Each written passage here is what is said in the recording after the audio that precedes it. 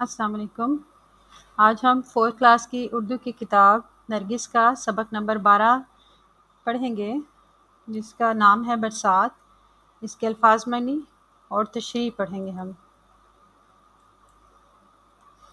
اس کے الفاظ معنی ہے گھٹا، سیاہ بادل، آہٹ، بہت ہلکی آواز، سنسناہٹ، سنسنی یا ارتعاش، میہ، بارش، پیڑ، درخت، عجب، عجیب، ڈھنگ، طریقہ، ماجرا، واقعہ، چٹیل، وہ جگہ جہاں سبزہ نہ ہو، بن، جنگل۔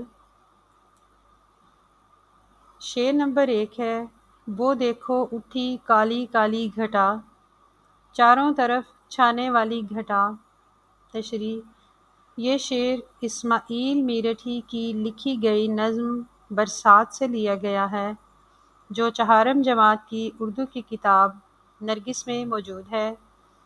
شاعر بارش کے موسم کی بات کر رہا ہے۔ شاعر کہتا ہے، وہ دیکھو آسمان پر کالی گھٹا چھا گئی ہے، اب یہ بادل ہر طرف چھا جائیں گے۔ شعر نمبر 2 ہے، گھٹا کے جو آنے کی آہٹ ہوئی، ہوا میں بھی سنسناہٹ ہوئی۔ تشریح: سیاہ بادلوں کے آنے سے ہلکی ہلکی گڑگڑاہٹ سنائی دینے لگی اور اس کے ساتھ ساتھ ہوا میں بھی ارتعاش محسوس ہونے لگا۔ ہواؤں کا تیز ہونا اور بادلوں کا گرجنا بتا رہا ہے کہ بارش ہوگی۔ شعر نمبر 3، گھٹا آن کر جو برسا گئی، تو بے جان مٹی میں جان آ گئی۔ تشریح: اس شعر میں شاعر کہتے ہیں کہ سیاہ بادل جو بارش برسا گئے ہیں، اس سے مٹی یعنی زمین جو خشک اور بے جان ہو چکی تھی، ایک دم سے زندہ اور تر و تازہ ہو گئی ہے۔ شعر نمبر 4، زمیں سبزے سے لہلہانے لگی، کسانوں کی محنت ٹھکانے لگی۔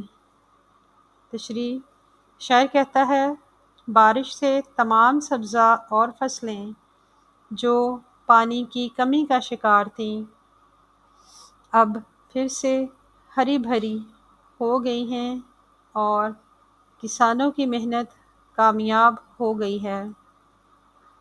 شعر نمبر 5، جڑی بوٹیاں پیڑ آئے نکل، عجب بیل پتے، عجب پھول پھل۔ تشریح: اب شاعر بارش کے بعد کا منظر بیان کر رہا ہے کہ بارش کے پانی سے ہر طرح کے درخت اور سبزہ نکل آئے ہیں، تمام بیلیں، پھل اور طرح طرح کے پھول اور پتے بھی سرسبز ہو گئے ہیں۔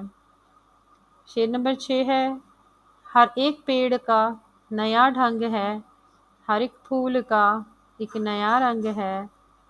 تشریح: شاعر کہتا ہے کہ ہر درخت نیا نظر آ رہا ہے، ہر ایک پھول ایک نئے انداز سے نظر آ رہا ہے۔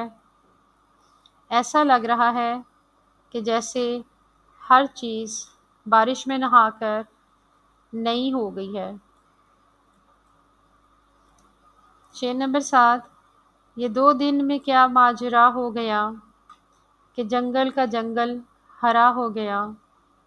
تشریح: شاعر خوشی اور حیرت سے کہتا ہے، بارش نے جادو کی طرح اثر کیا ہے، 2 دن میں ہی تمام جنگل جو خشک اور مردہ تھا زندہ ہو گیا، سب کچھ سرسبز ہو گیا ہے۔